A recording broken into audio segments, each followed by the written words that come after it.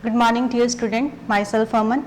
I am going to teach class 5th, subject SST and chapter number 6. Chapter name is Indian Democracy. What is the meaning of democracy? Democracy means government of people, for the people and by the people.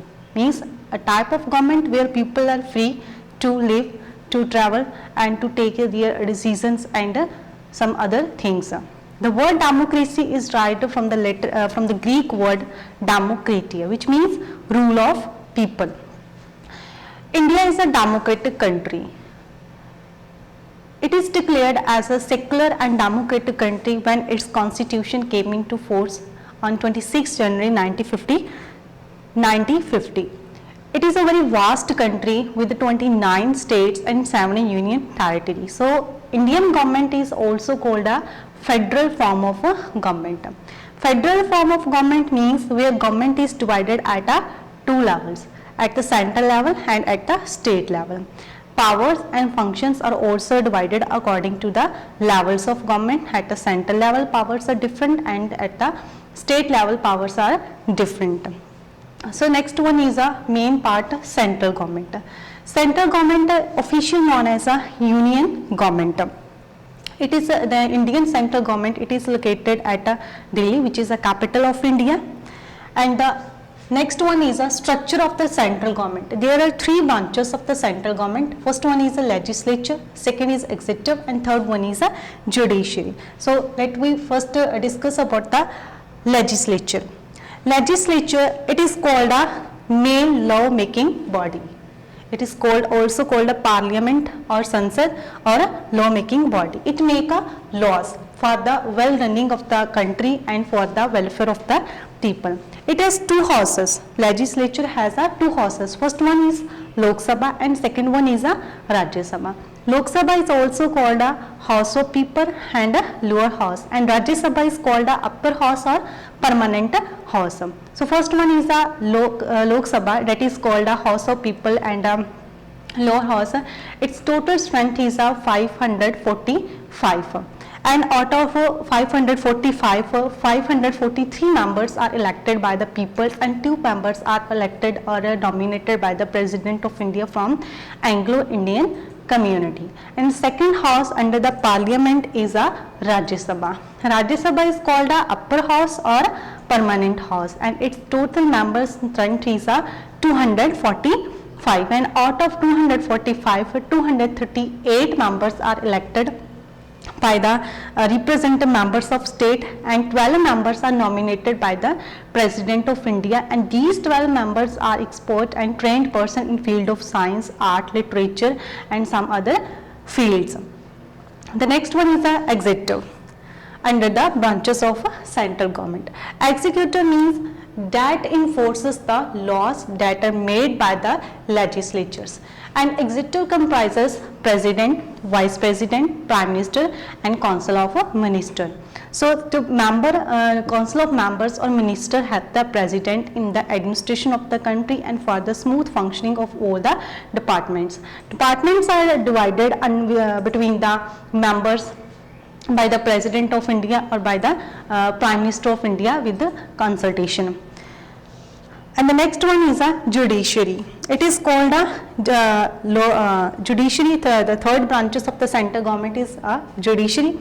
It interprets the laws and punish the law breakers. It explain and interpret the laws to the peoples and check that laws are properly followed or not, and it also punishes the law breakers who breaks the laws and provide a fair justice to the people.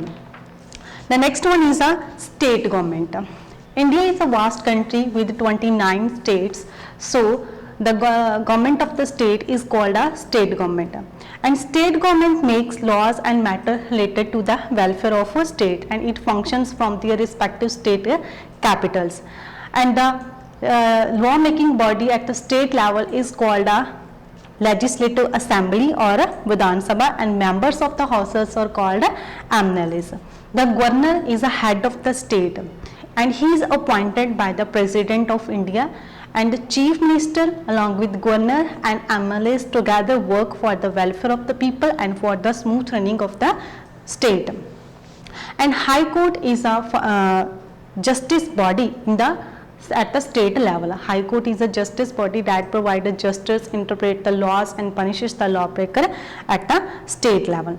The next one is the election system, the procedure of election in India.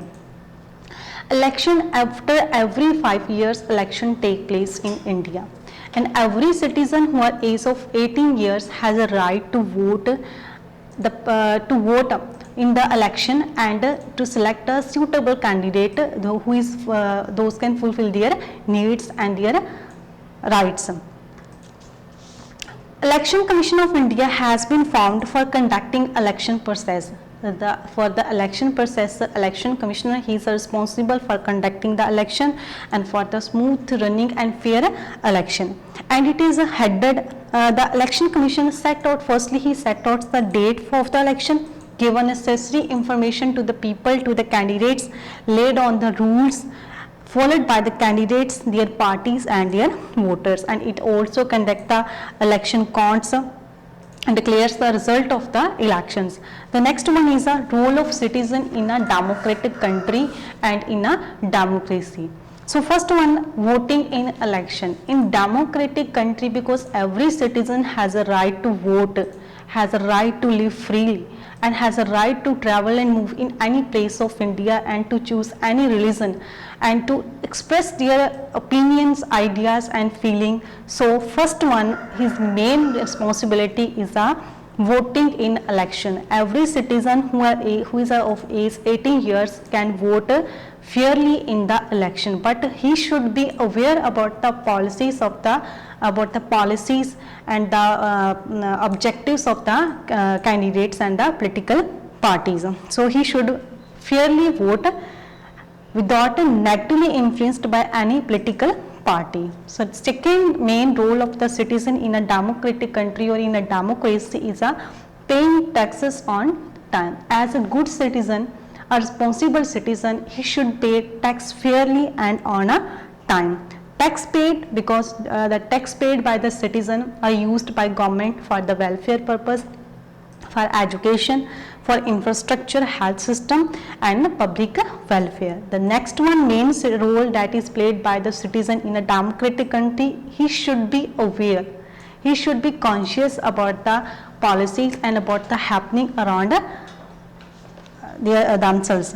So people should be criticized, people should criticize the decisions, policies of the government, but in a peaceful manner without any kind of violence. So these are three main functions of a good citizen, and we can say that a role of or responsibility of citizen in a democratic country. So this chapter is about our Indian democracy, about the central government, state government and the role of citizen in a democracy. So thanks and have a nice day.